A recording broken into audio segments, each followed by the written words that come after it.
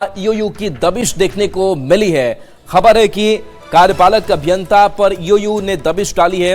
अरविंद कुमार चौधरी के 6 ठिकाने पर रेड हुई है। लघु सिंचाई विभाग के कार्यपालक अभियंता के ठिकाने पर रेड चल रही है। सासाराम में पदस्थापित अरविंद है। दानापुर, मुजफ्फरपुर सहित 6 ठिकाने पर रेड जारी है। सासाराम और बांका में भी छापेमारी हो रही है। आय से अधिक संपत्ति का आरोप है। अमित हमारे साथ फोन लाइन पर है, न्यूज 18 संवाददाता। अमित, 1 करोड़ 20 लाख रुपए से अधिक संपत्ति का आरोप ईओयू क्या जांच कर रही है? बिल्कुल, देखिए ये सासाराम के लघु सिंचाई विभाग में प्रबंधक जो है कार्यपालक अभियंता हैं और अरविंद कुमार चौधरी, इनके 6 ठिकानों पर जो है छापेमारी चल रही है, जिसमें दानापुर, मुजफ्फरपुर, सासाराम और बांका में ये 6 ठिकाने हैं। इनके विरुद्ध जो है आय से अधिक संपत्ति अर्जित करने का जो आरोप है वो ईओयू के समक्ष आया, जिसका प्रत्यापन ईओयू की तरफ से किया गया। और जब पूछ हुई, जो आरोप इनके ऊपर लगे हैं काली कमाई करने की, जब उसकी पूरी तौर पे पुष्टि हुई, तब आज एक टीम का गठन किया गया और ये 6 टीमें जो हैं वो इनके 6 ठिकानों पर जो कार्यपालक अभियंता है अरविंद कुमार चौधरी, इनके 6 ठिकाने पर पटना में दानापुर है, मुजफ्फरपुर, सासाराम और बांका, वहां पे छापेमारी कर रही है। इनके ऊपर 1 करोड़ 20 लाख रुपए का काली कमाई करने का आरोप है, आय से अधिक संपत्ति अर्जित करने का आरोप है।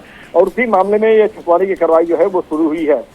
जो जानकारी ईओयू की तरफ से दी गई है कि जब छापेमारी की कार्रवाई पूर्ण की जाएगी, तब उसके बाद विस्तृत जानकारी साझा की जाएगी कि कितने की इन्होंने काली कमाई की है, कुछ संपत्ति अर्जित किया है। क्योंकि लगातार जो सम्राट सरकार है वो भ्रष्ट जो अधिकारी हैं, लोक सेवक हैं, उनके विरुद्ध एक्शन करने का जिम्मा वो दे रखा है, चाहे वो आर्थिक अपराध इकाई हो, विशेष निगरानी इकाई हो या निगरानी अन्वेषण ब्यूरो हो।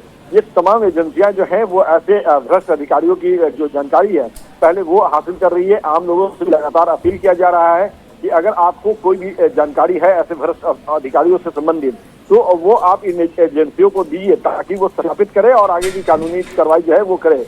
उसी क्रम में आज ये सूचना मिली थी और सूचना को सत्यापित किया ईओयू ने, और उसके बाद ये 6 ठिकाने हैं अरविंद कुमार चौधरी के, जिसके 6 ठिकानों पर ये छापेमारी की कार्रवाई चल रही है।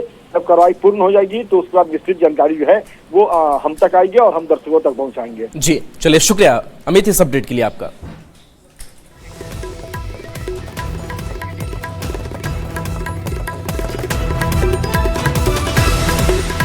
देखिए, भारी हंगामे के बीच लोकसभा से एंटी पेपर लीक बिल जो है वो पास हो गया।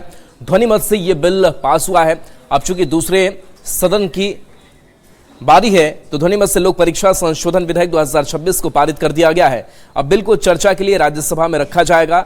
बता दें कि नए पेपर बिल लीक से जुड़े कानून सख्त कर दिए गए हैं। अब इस अपराध में अधिकतम 10 साल तक की जेल और 10 करोड़ रुपए तक के जुर्माने का प्रावधान किया गया है। मामलों के जल्द निपटारे के लिए फास्ट ट्रैक कोर्ट और तय सीमा में जांच होगी।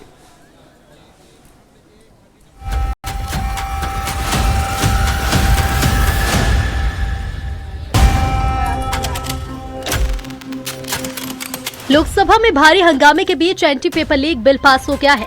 ध्वनि मत से लोक परीक्षा संशोधन विधेयक 2026 को पारित कर दिया गया। बिल को अब चर्चा के लिए राज्यसभा में रखा जाएगा। मंत्री जी अब प्रस्ताव करें कि विधेयक को पारित किया जाए। मैं प्रस्ताव करता हूं कि विधेयक को पारित किया जाए। प्रश्न ये कि विधेयक को पारित किया जाए। जो सदस्य इसके पक्ष में हाँ गए, जो सदस्य विरोध में ना गए, मेरे विचार में निर्णय हाँ वालों के पक्ष में प्रस्ताव स्वीकृत हुआ और विधेयक पारित हुआ। बिल पर चर्चा के दौरान ऐसा कुछ हुआ जो ये सोचने पर मजबूर करता है कि क्या वाकई सदन में इसकी जरूरत थी। दरअसल बिल पर चर्चा के दौरान राहुल गांधी के अंधभक्त वाले शब्द का हंगामा हो गया। सत्ता पक्ष ने अमर्यादित शब्द बताया। मैं सोचा कि ये स्टूडेंट है और फिर ये इडियट भी है, तो मैंने उससे पूछा एक बात बताओ, ये तीसरी कैटेगरी कहां जाती है? ये तीसरी कैटेगरी कहां जाती है? उसने कहा कौन सी तीसरी कैटेगरी? मैंने कहा अंधभक्त। इसको कहां डाला जाए? She says to me, अंधभक्त is a person who is absolutely convinced that another idiot is God. So these are the 3 categories. इन्होंने जो शब्द यूज किया है वो अन पार्लियामेंट्री वर्ड है, और जो अन पार्लियामेंट्री वर्ड है उसका इस्तेमाल नहीं कर सकते हैं और उसको हटा देना चाहिए। और बार बार एक ही शब्द को एक छात्र का नाम से बार बार इस्तेमाल कर रहे हैं सर, वो नहीं होना चाहिए, वो गलत इस्तेमाल किया। राहुल गांधी के बयान पर संसद के बाहर भी घमासान देखने को मिला। बीजेपी ने इस तरह के शब्द को गलत बताया है। साथ ही बीजेपी ने राहुल गांधी पर हमला बोला। फिलहाल एंटी पेपर लीक बिल पर चर्चा कम, हंगामा ज्यादा हो रहा है। लोकसभा के बाद अब राज्यसभा में इस पर चर्चा होगी। यहाँ भी हंगामे के आसार हैं। Bureau report, news 18। की तैयारियों की समीक्षा स्वास्थ्य मंत्री जेपी नड्डा ने की है और अब बारी चुकी इस काउंसलिंग की है, तो काउंसलिंग सही तरीके से हो पाए इसके लिए लगातार सरकार प्रयासरत है। मंत्री खुद सारी चीजों पर नजर बना करके रखे हुए हैं। मेडिकल काउंसलिंग कमेटी की तैयारियों का जायजा लेते हुए काउंसलिंग प्रक्रिया पूरी तरह पारदर्शी, सुचारू और तकनीक आधारित होने की बात कही। छात्रों की सुविधा के लिए कई नए बदलाव भी किए गए हैं। इनमें सिर्फ एक बार physical reporting, online document verification और दिव्यांग कैंडिडेट्स के लिए बेहतर सुविधाएं शामिल हैं।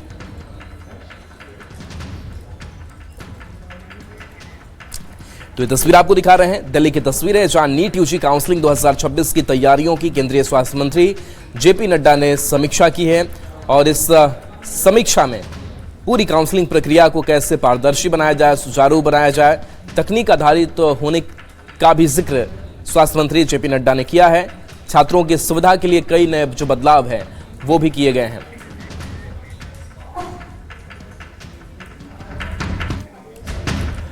और देखिए, प्रधानमंत्री नरेंद्र मोदी का एक पोस्ट सामने आया था जिस पोस्ट को गलती से डिलीट किया गया। हालांकि इस पर मेटा की सफाई भी आई और मेटा ने कहा कि ऐसी हम वीआईपी पोस्ट पर निगरानी भी रखेंगे, नजर रखेंगे। सूत्रों के मुताबिक मेटा ने साफ शब्दों में भारत सरकार से कहा है कि उससे ऐसी गलती दोबारा नहीं होगी। कंपनी के वरिष्ठ अधिकारी ऐसी जरूरी पोस्ट की निगरानी करेंगे।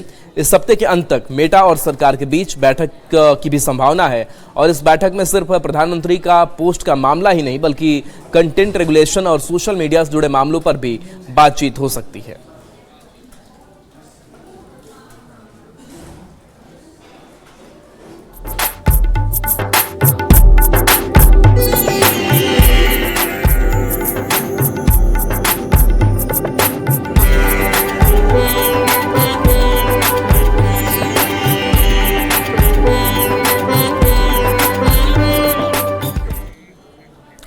देवों के देव महादेव का समर्पित सावन महीना आज से शुरू हो गया है और इस श्रावण महीने के शुरुआत के साथ साथ जो शिवालय हैं वहां पर श्रद्धालुओं की बड़ी भीड़ उमड़ रही है। ये तस्वीर आपको दिखा रहे हैं। आस्था, भक्ति और श्रद्धा का यह महीना आज से पूरे देश में शिवमय माहौल लेकर आया है। मंदिरों में सुबह से ही हर हर महादेव और बोलबम के जयघोष गूंज रहे हैं। शिवालयों में जलाभिषेक के लिए श्रद्धालुओं की लंबी कतारें लगी हैं तो कांवर पथ पर भगवा वस्त्रों में शिव भक्तों का जनसैलाब उमड़ पड़ा है। बाबा बैद्यनाथ धाम, बासुकीनाथ, पहाड़ी मंदिर और देश भर के प्रमुख शिवालयों में विशेष पूजा अर्चना का दौर शुरू हो गया है। पूरे सावन महीने में व्रत, पूजा, रुद्राभिषेक और शिव आराधना के लिए के साथ ही भक्ति का यह महापर्व चरम पर रहेगा। आपको श्रद्धा, विश्वास और शिव भक्ति से सराबोर सावन की ये सुबह की दिव्य और भव्य तस्वीरें दिखा रहे हैं।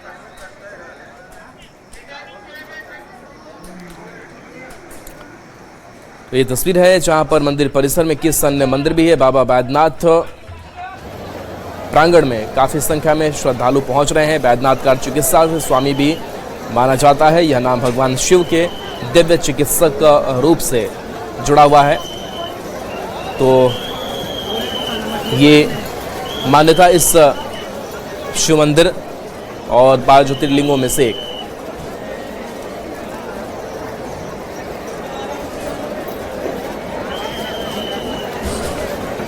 और देखिए, सावन में भागलपुर के सुल्तानगंज घाट का भी बड़ा ही महत्व बढ़ जाता है क्योंकि यहीं से जल भर करके कांवरिये बाबा बैद्यनाथ धाम तक पहुंचते हैं और यहां पर भी श्रद्धालुओं का सैलाब उमड़ना शुरू हो गया है। तो आज पहला दिन है। बता दें कि नमामि गंगे घाट पर आस्था का जनसैलाब दिख रहा है। श्रद्धालु पवित्र उत्तर वाहिनी गंगा में आस्था की डुबकी लगाकर कांवर में जल भरकर भोलेनाथ को जलाभिषेक करने के लिए पैदल देवघर रवाना हो रहे हैं।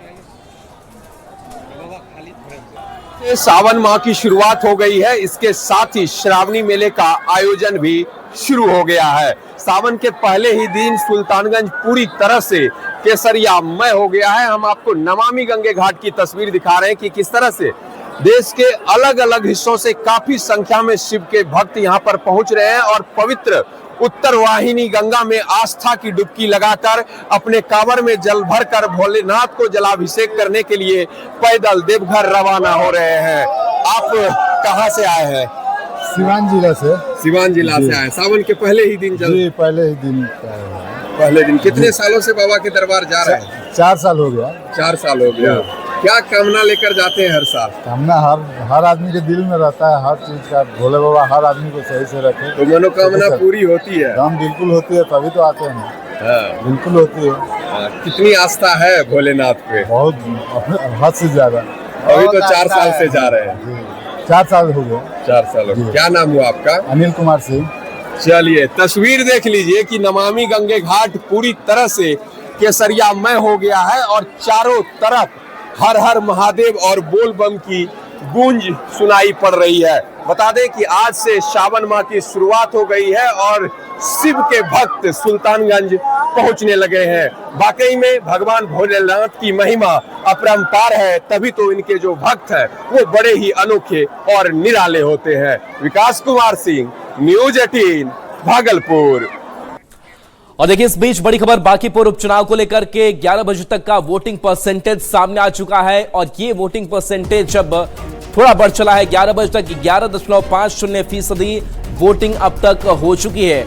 9 बजे तक जो ये आंकड़ा 4.61% था, अब ये करीब 7% बढ़ा है और 11.50% के करीब ये आंकड़ा पहुंच चुका है। तो बांकीपुर में 11 बजे तक 11.50% मतदान हुआ है। हालांकि समय बढ़ने के साथ शाम के वक्त तक ये आंकड़े और भी बढ़ने हैं और पूरी व्यवस्था जो है वो कर रखी गई है ताकि लोग ज्यादा से ज्यादा संख्या में जाएं, अपने मताधिकार का प्रयोग करें। न्यूज़ 18 भी आपसे अपील कर रहा है कि घरों से निकलिए, वक्त अभी है, जाकर के मतदान कराइए। और ये तस्वीर हम आपको दिखा रहे हैं ग्राफिक्स के जरिए कि 11 बजे तक जो मतदान प्रतिशत है वो 11.50% है। पिछले 2025 चुनाव की बात करें तो 40% के बाद आसपास वोटिंग हुई थी और अब तक 11.50%। 11 बजे तक रजनीश हमारे साथ है फोन लाइन पर। रजनीश, 11.50% मतदान प्रतिशत और क्या अपडेट आपके पास?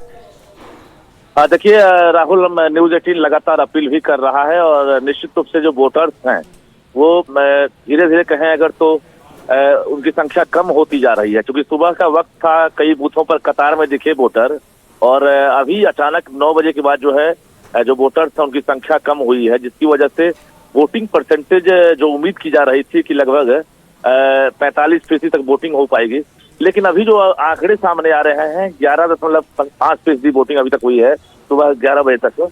तो न्यूज 18 फिर से अपील कर रहा है कि जो भी वोटर बचे हुए हैं, उपचुनाव हो या चुनाव, लेकिन वोटिंग जो है खुलकर होनी चाहिए और जो भी मतदाता है उनकी व्यवस्था एक तरह से कहा जाए उनके लिए मैं चुनाव आयोग के आदेश पर जो है सभी बूथों पर बेहतर इंतजाम किए गए हैं और वोटिंग परसेंटेज बढ़े इसकी भी कोशिश की जा रही है।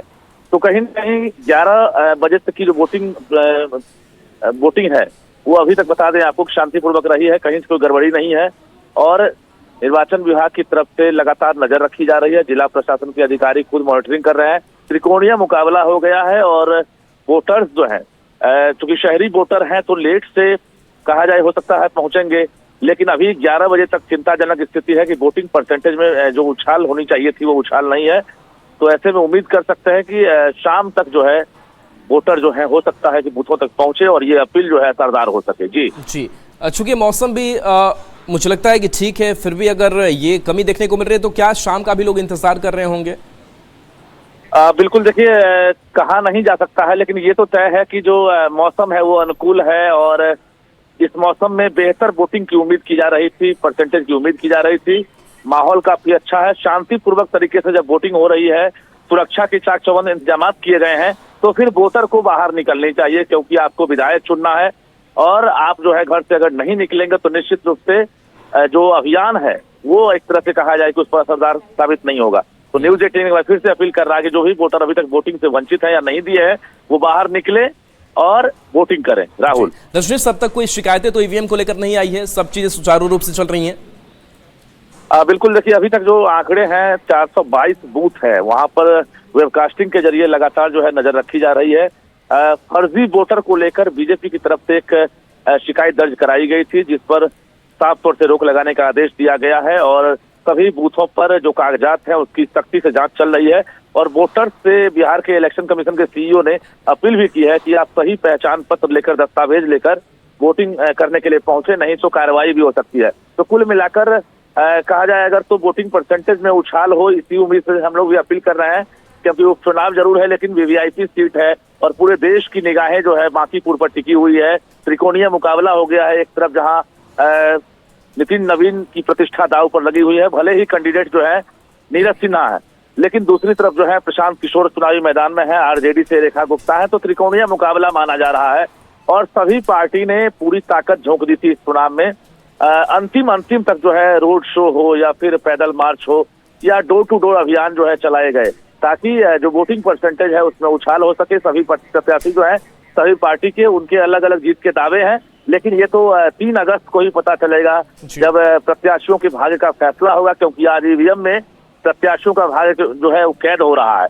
और ये उम्मीद की जा रही है कि वोटिंग परसेंटेज कम से कम 40% से अधिक हो। लेकिन जो अभी आंकड़े आ रहे हैं तो इस आंकड़े ने अभी चिंता में डाल दी है कि आखिर 11 बजे तक अभी तक वोटिंग परसेंटेज जो है 15% भी नहीं पहुंचा है। तो निश्चित रूप से न्यूज़ 18 बार बार अपील कर रहा है कि अभी भी समय है और आप जो है आराम से शाम तक आकर वोटिंग करें। राहुल, चलिए बिल्कुल रजनीश, बहुत बहुत शुक्रिया इस अपडेट के लिए आपका। तो देखिए 11 बजे तक का जो वोटिंग प्रतिशत सामने आ चुका है, 11.5% वोटिंग परसेंटेज सामने आया है। लेकिन ये वोटिंग परसेंटेज कम है, क्योंकि हम उम्मीद कर रहे थे कि ये वोटिंग परसेंटेज और बढ़े। हालांकि वक्त जरूर शाम तक का है, तो जरूरी है कि जो वोटर्स हैं वो अपने घरों से निकले, मतदान केंद्र पर पहुंचे और अपने प्रत्याशी के लिए वोट करें, अपने बांकीपुर के विकास के लिए वोट करें। और ये बहुत जरूरी हो जाता है कि लोकतंत्र के इस महापर्व में अपनी हिस्सेदारी जो है वो जरूर निभाएं। तो अब तक के आंकड़े लगातार हम आप तक बता रहे हैं और इसके साथ साथ आज खास दिन इसलिए भी है क्योंकि आज सावन का पहला दिन है। और एक बार फिर से सावन की इस पहले दिन को लेकर के किस तरीके से उत्साह उमंग है उस तस्वीरों को भी दिखाते हैं। तस्वीरें जो है वो मोतिहारी से सामने आई है, जहां मोतिहारी के बाबा सोमेश्वर नाथ मंदिर प्रांगण में सोमेश्वर धाम में लगने वाले श्रावणी मेले का उद्घाटन किया गया है। और ये तस्वीर है जहां एलजेपी-आरवी के प्रदेश अध्यक्ष राजू तिवारी, जिले के डीएम और एसपी ने दीप जलाकर मेले का उद्घाटन किया है। 1 महीने तक चलने वाले श्रावणी मेला में सुरक्षा व्यवस्था को लेकर तकरीबन 1000 पुलिसकर्मी की तैनाती होगी। जगह जगह पर सीसीटीवी कैमरे से नजर रखी जाएगी। लाखों की संख्या में श्रद्धालु बाबा सोमेश्वर नाथ पर जलाभिषेक करते हैं, जिसको लेकर साफ सफाई, पेयजल, स्वास्थ्य जैसी चीजों का भी विशेष ध्यान रखा जाएगा। किया जाएगा कि कैसे 40 गाँव के लोग आएंगे सर। प्रतिमा स्वराज को जोड़ती है उस पत्र जहाँ भी सड़क पर समस्या है तो संबंधित विभाग के अभियंता व आरटीओ को जांच करके बोलेंगे, जो भी आवश्यक कार्रवाई करनी है वो करने का हम लोग निर्देश देंगे। देखिए स्वच्छता दिवस निर्गत किया गया है। 600 पुलिस बल मजिस्ट्रेट को डिस्ट्रीब्यूट किया गया है। सीसीटीवी कैमरा की व्यवस्था है, साफ सफाई की व्यवस्था है, सिविल ड्रेस में भी पुलिस की तैनाती की गई है।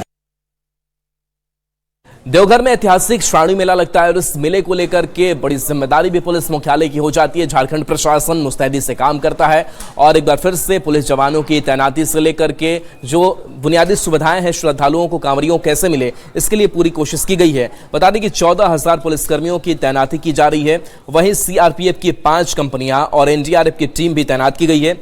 इसी के साथ एआई तकनीक से लैस सीसीटीवी से भी कड़ी नजर रखी जाएगी। आईजी ऑपरेशन ने बताया कि श्रावणी मेले में एआई तकनीक की सहायता से सुरक्षा के साथ लोगों को बेहतर सेवा भी दी जाएगी। अधिक जानकारी दे रहे हैं संवाददाता ओम प्रकाश।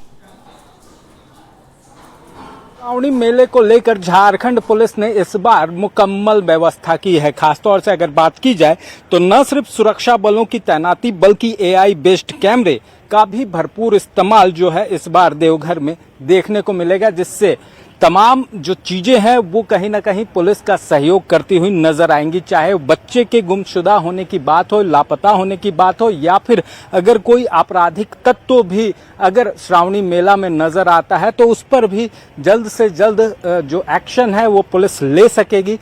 तो इसे देखते हुए इस बार फेस डिटेक्शन कैमरे जो हैं वो एआई बेस्ड वो लगाए गए हैं और कहीं ना कहीं 14,000 पुलिस कर्मियों की तैनाती के साथ साथ 5 सीआरपीएफ की कंपनियां भी तैनात की गई है। तो वहीं एनडीआरएफ और एक महिला बटालियन की कंपनी को तैनात किया गया है, ताकि देवघर में सुरक्षा और व्यवस्था को लेकर कोई भी चूक न हो सके। कैमरामैन संजीव तिवारी के साथ ओम प्रकाश, न्यूज 18 रांची।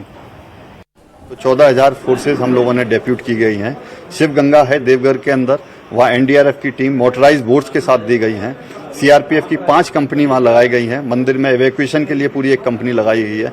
एक महिला कंपनी भी पूरी सीआरपीएफ की इसमें लगाई गई है। क्यूआरटीज भी बनाई है। सरकार के द्वारा 21 ओपी नोटिफाइड किए गए हैं। ओपी मतलब आउटपोस्ट मतलब एक थाना, जो थाने के रूप में काम करेंगे। थाना प्रभारी उसके डीएसपी रहेंगे। एक डीएसपी के साथ बिजली डिपार्टमेंट के अफसर रहेंगे, नगर निगम के अफसर रहेंगे, डॉक्टर्स रहेंगे, ताकि किसी भी श्रद्धालु को कोई भी असुविधा ना हो और बाबा के सुगम दर्शन वो कर सकें। एआई बेस्ड कैमरे। हाँ, इस बार एक चीज नई शुरुआत की है कि कितने लोग आ रहे हैं श्रद्धालु दर्शन करने के लिए, उसके लिए एआई कैमरास लगाए गए हैं। उससे हेड काउंट पता लगता है। दूसरा फायदा उसका ये रहता है कि खोआ पाया, कोई बच्चा अगर खो गया मेला के अंदर, तो बच्चे का फोटो अगर एआई कैमरे में डाल देंगे तो वो बता देगा कि इस फोटो के इस फेस के रिजेम्बलेंस में कहाँ वो बच्चा घुमा है, तो उससे बच्चा भी हम लोगों को मिल जाएगा। और तीसरा सबसे फायदा एआई कैमरास का ये रहेंगे कि जो क्रिमिनल्स एक्टिविटीज है, जो क्रिमिनल्स वहाँ घूमते हैं, उनका डेटाबेस हम लोग इस कैमरा में डाल देंगे। अगर वो कहीं घूमा आसपास तो वो अपने आप कैप्चर कर लेगा एआई फेशियल कैमरास।